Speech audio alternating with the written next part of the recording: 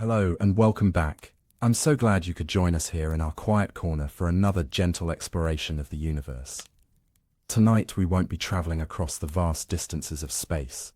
Instead, we'll be embarking on a journey inward, into the soft and subtle world of sound. We're going to listen closely to the universe, from the tiniest vibration that shivers through the air, all the way to the silent, ancient music of the cosmos itself. It's an exploration of the waves and whispers that shape our world, often without us ever noticing. As always, my hope is that this quiet voyage will help you settle in, wind down, and drift softly off to sleep. There is, of course, the gentle risk that the topic might be just a little too interesting, and you might stay awake, but if that happens, well, learning something beautiful about the symphony all around us is not such a bad trade, is it? Before we begin our quiet voyage into the world of sound, I would love to ask for a small, gentle favor. If you enjoy these explorations, a simple like or a subscription, if you haven't already, really does help our quiet corner of the universe to grow. And since we are on a journey into sound tonight, I would love to hear from you in the comments below. Perhaps you could share a sound that brings you a sense of peace. Is it the soft hum of a refrigerator late at night? The gentle rustle of leaves outside your window? Or maybe it's just the quiet crackle of your house settling in for the night? It is always such a joy to learn about the small personal symphonies that bring you comfort. So wherever you happen to be right now, I invite you to settle in. Find that familiar, comfortable position. Perhaps you can feel the soft weight of your blanket or the gentle give of your pillow. And if you feel safe to do so, allow your eyes to gently close. For just a moment, let's do nothing more than listen. Don't search for any sound in particular. Just notice what's already there. The quiet hum of an appliance down the hall, the subtle rustle of your own breathing, maybe a soft gust of wind outside or the distant sigh of a passing car. This is where our journey begins. Not out in the silent vacuum of space, but right here in the soft ambient music of your own small corner of the universe. Every room, no matter how quiet, has its own unique orchestra, a gentle tapestry of noise that we so often learn to tune out. Tonight we're going to tune back in, because every one of those sounds, from the faintest whisper to the deepest rumble, is a message, a tiny physical ripple, traveling through the world, just to reach you. So what is a sound, really? And how does a simple vibration become a source of comfort, of music, or of meaning? Let's find out together. That final question from our little listening exercise is a beautiful one, isn't it? What is a sound, really? It's one of those ideas we feel so familiar with. We rarely stop to gently take it apart. We tend to think of sounds as things, a word, a piece of music, the memory of a laugh, as if they are objects, floating through the air like tiny invisible ships on their way to us. But the quiet truth is that sound isn't a thing at all. It's an action, a process, a tiny physical event that travels through the world. Think of it like this. Imagine a perfectly still, quiet pond. Its surface is like glass. Now, you gently let a single raindrop fall into the water. From that one tiny point of contact, a beautiful set of ripples expands outward. The water itself isn't traveling from the center to the shore. The individual molecules mostly just bob up and down in place, nudging their neighbors. It's the disturbance, the energy, that travels across the pond in a gentle expanding wave. And sound is exactly this. It's a mechanical wave, a vibration. When I speak to you now, my voice creates a little shiver in the air. Molecules closest to the source, those molecules bump into the ones next to them, which bump into the ones next to them, creating a chain reaction of pressure that expands outward, just like the ripples on the pond. This wave needs something to travel through, a medium. Most often for us, that medium is the air in the room around you. But it could just as easily be water, or the solid ground beneath your feet, or the wood of a closed door. Without a medium, there can be no wave, no shiver, no sound. So every single sound you hear, from the faintest rustle of your blanket to the deepest rumble of distant thunder, is a physical story, a tiny tremor being passed from one molecule to the next. A quiet messenger traveling through the substance of the world, all on its way to the gentle shores of your ear. And this idea that every sound is a physical story, a quiet messenger, is not a new one. It's a beautiful puzzle that we, as a species, have been gently trying to piece together for thousands of years. Let's take a quiet stroll back in time, shall we? All the way back to a world lit by sunshine and olive oil lamps, long before we had oscilloscopes or digital recorders. Our journey takes us to ancient Greece and to a thinker named Pythagoras.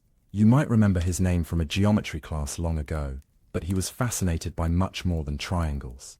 He was captivated by the mystery of music. He wondered, as perhaps you have, why some notes played together can feel so peaceful and complete, while others clash and feel unresolved. What was this secret ingredient that made sound feel harmonious? To find an answer, he turned to a very simple, elegant device. Picture it, a single string, perhaps made of animal gut, stretched taut across a hollow wooden box. That's all it was. A humble instrument for a profound question. Pythagoras would pluck the open string, and a low, clear note would hum through the air. Then, with great care, he would press his finger down at a precise point along the string and pluck it again. What he discovered was quietly revolutionary. When he divided the string exactly in half, the new note was an octave higher, the same note, but singing in a higher, brighter voice. A perfect harmony. When he divided it into a ratio of 2/3, it produced another pleasing consonant sound, what we now call a perfect fifth, and a ratio of 3/4 gave another, a perfect fourth. It was a revelation. For the very first time, a direct and beautiful link had been found between the invisible, emotional world of music and the clean, predictable world of numbers. The harmony you could hear was secretly a pattern you could measure. It suggested that perhaps the entire cosmos was built on a kind of hidden music, a silent, mathematical song. This was the birth of acoustics. It was the moment we first realized that the shivers in the air, the ripples on the pond, could be understood. Pythagoras had opened a door, and through it, we took our first tentative step into understanding the physics of a wave, the nature of a vibration, the very heart of a sound. Pythagoras's monochord gave us a profound gift. It showed us that harmony wasn't just a feeling, but a pattern you could measure, a beautiful mathematical secret, hiding inside a vibration. But how exactly does that vibration, that shiver in a string, make its journey through the air to become a sound in your ear? We spoke earlier of the ripples spreading across a quiet pond, and it's a beautiful place to start. But there is a quiet, crucial difference in how sound truly travels. A pond ripple moves up and down, the molecules bob vertically to pass the energy along horizontally. Sound, however, is a little different. It's a bit more direct. Think of it like this. Imagine a long coiled spring, like a slinky, stretched out across a quiet floor. If you give one end a single, gentle push forward, you don't create a wave that goes up and down. Instead, you send a little pulse of bunching up that travels straight down the length of the spring. A little cluster of coils gets squeezed together for a moment, and that squeeze travels all the way to the other end. Physicists have a simple word for that squeezed together part. They call it a compression. And the stretched out part that follows right behind it, where the coils are farther apart, is called a rarefaction.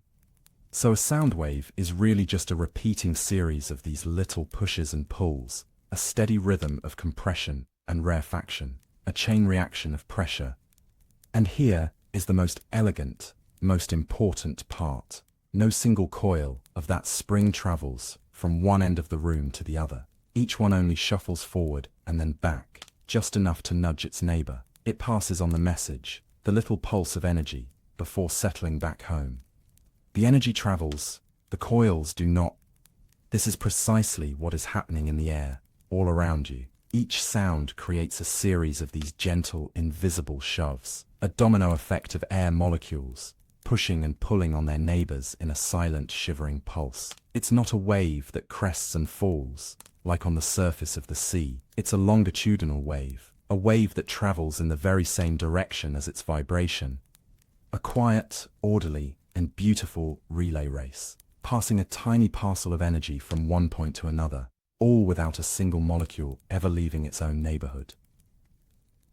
And so we have this beautiful picture of a sound wave as a quiet, orderly relay race, a gentle shove passed down a line of patient air molecules. But a sound rarely travels in just one direction. Does it? A single word spoken in a quiet room doesn't just travel in a straight line. It fills the space around it. This is where our two gentle analogies, the pond and the spring, finally meet. Let's return to that perfectly still pond one last time. Picture again that single, gentle drop of a stone into the water. We see the familiar concentric ripples spreading outward, growing wider and fainter as they travel. Only this time, let's see through the surface. Let's imagine what's happening to the water molecules themselves. Remembering what our coiled spring taught us, that first ripple isn't a wave that rises and falls. It's a circle of compression, a ring of molecules gently nudged outward by the stone's entry. That ring of compression then nudges the next circle of water molecules, creating a second, wider ring of compression, which in turn nudges the next. The energy spreads, not as a vertical wave, but as an expanding circular pulse of pressure. Now, take that beautiful image and lift it from the flat surface of the pond into the 3 dimensions of the air around you. A sound wave is not a flat set of concentric circles. It is a series of expanding invisible spheres. When I speak a word, it creates a tiny spherical shell of compressed air that expands outwards from its source. That shell is followed by a shell of stretched out air, the rarefaction, which is followed by another shell of compression, and another.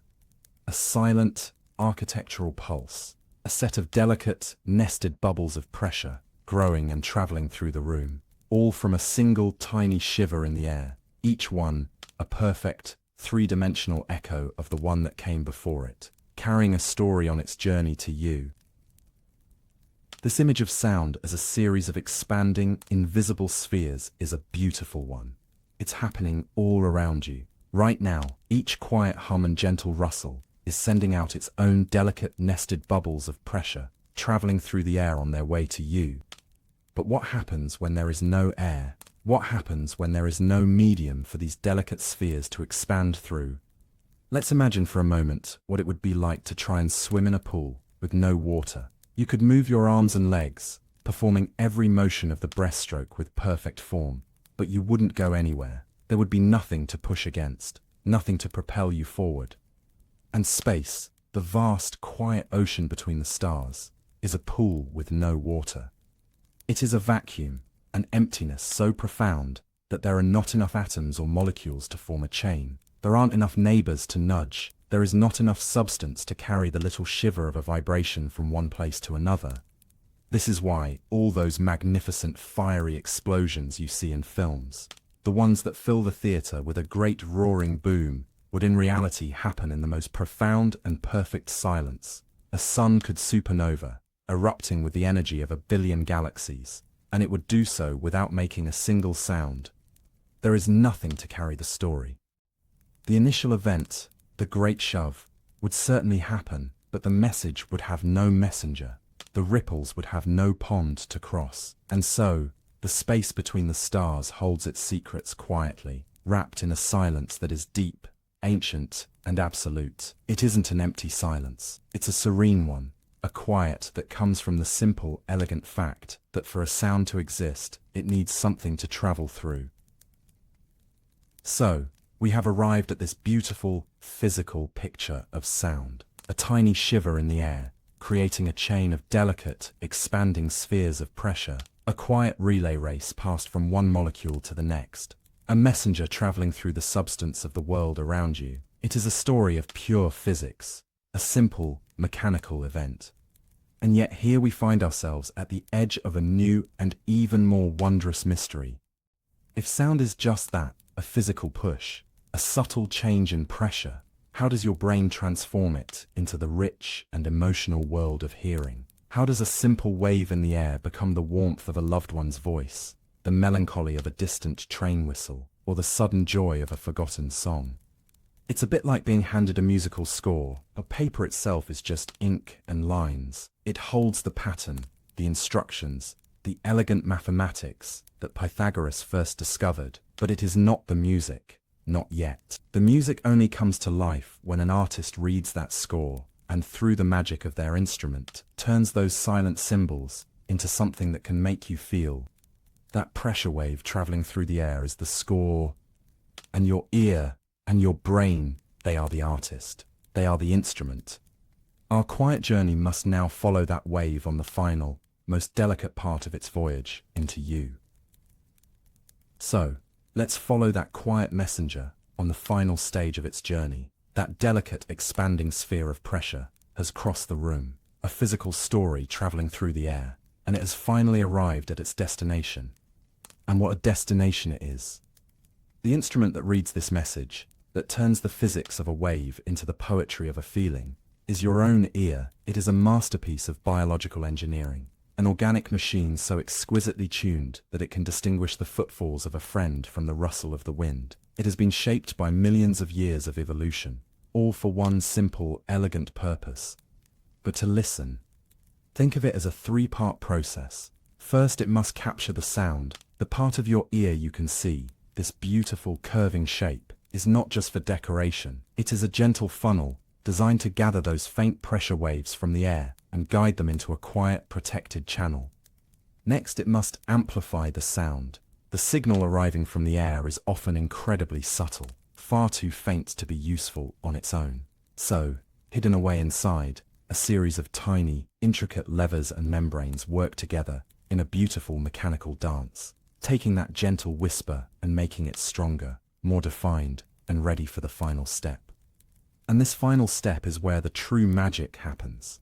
The translation, here, the physical vibration, the little shiver passed from molecule to molecule, is converted into an entirely new language, the language of the brain, a cascade of fluid, tiny hairs, and delicate nerve cells work in concert to turn a simple mechanical push into a complex electrical signal.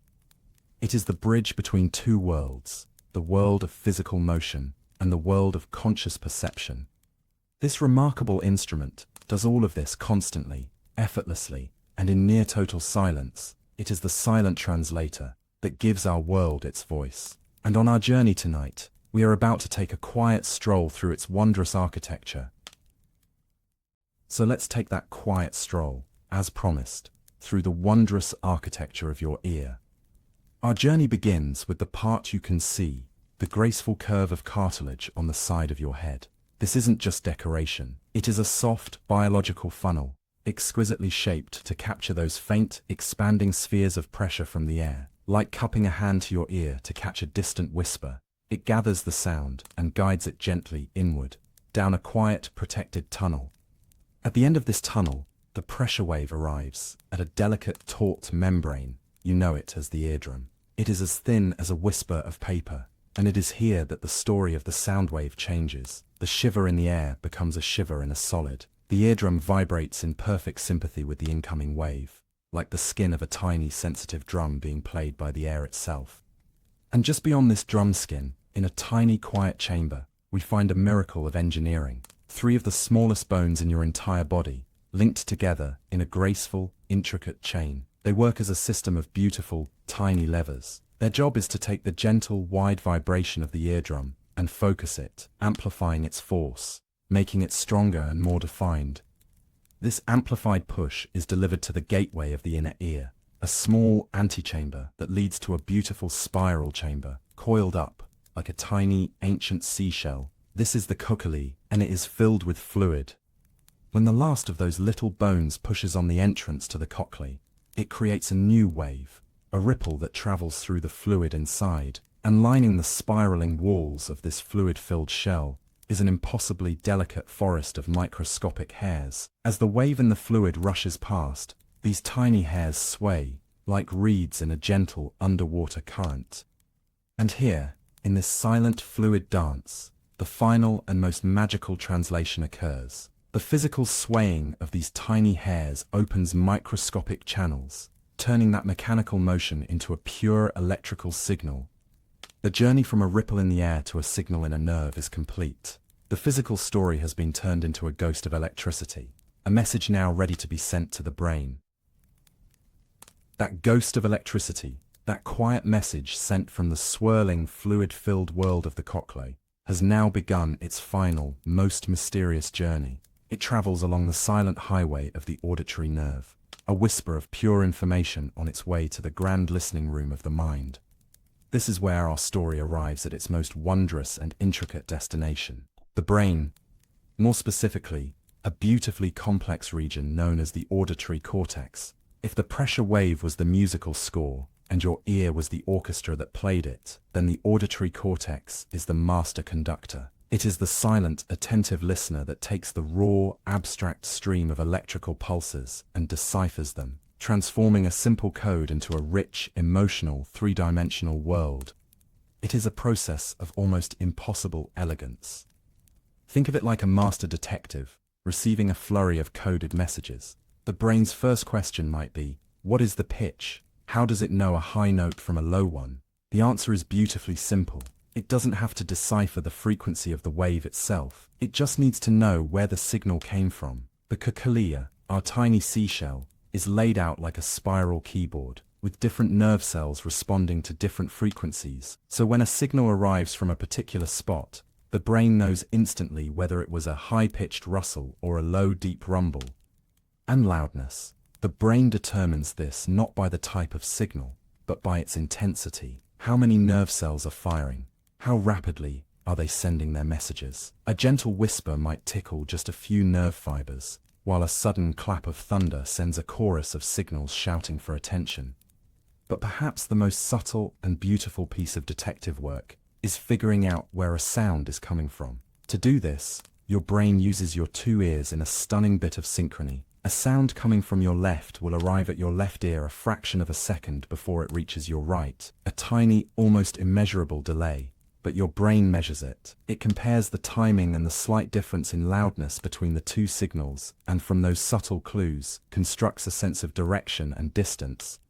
And finally, there is the mystery of timbre, the color of a sound. This is how you can tell the difference between a violin and a trumpet, playing the very same note. Each sound in the world has its own unique fingerprint, a rich cocktail of the main frequency and a series of quieter, higher overtones. Your brain analyzes this complex recipe of vibrations, this unique harmonic signature, and tells you not just what note you're hearing, but who or what is playing it. And the most incredible part, it does all of this at once.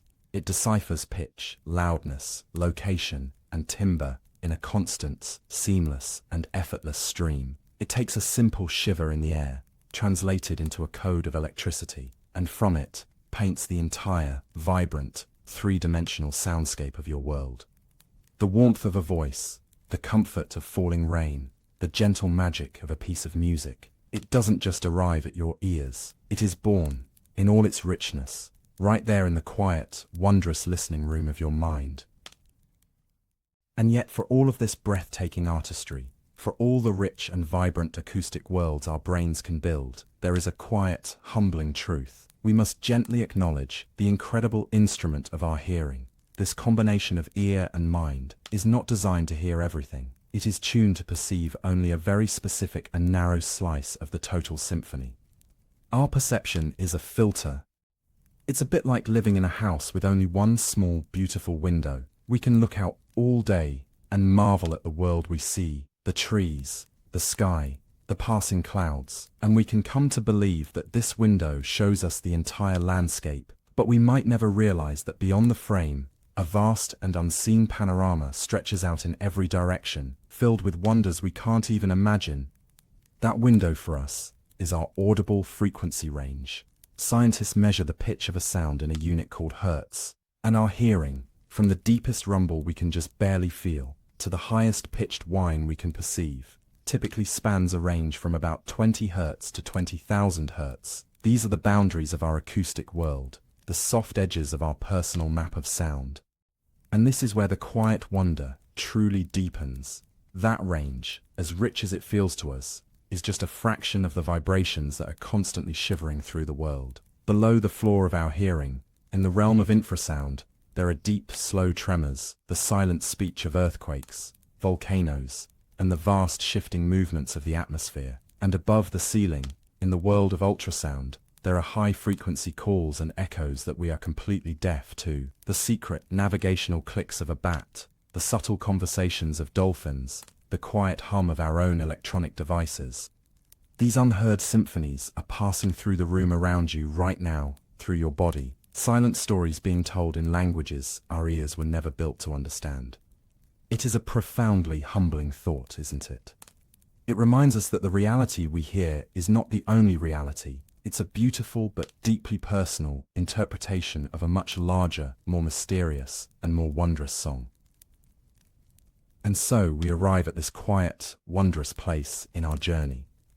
We followed a single tiny shiver in the air as it became a physical messenger, a delicate, expanding sphere of pressure. We've watched it travel through the beautiful, intricate architecture of your ear, transformed from a mechanical vibration into a ghost of electricity. And we've seen how that electrical whisper is received in the silent listening room of your mind, where it is masterfully decoded into a rich and vibrant world of pitch, tone, and location. It is a story of pure, beautiful biology, a clockwork of breathtaking elegance. And yet, is that the whole story?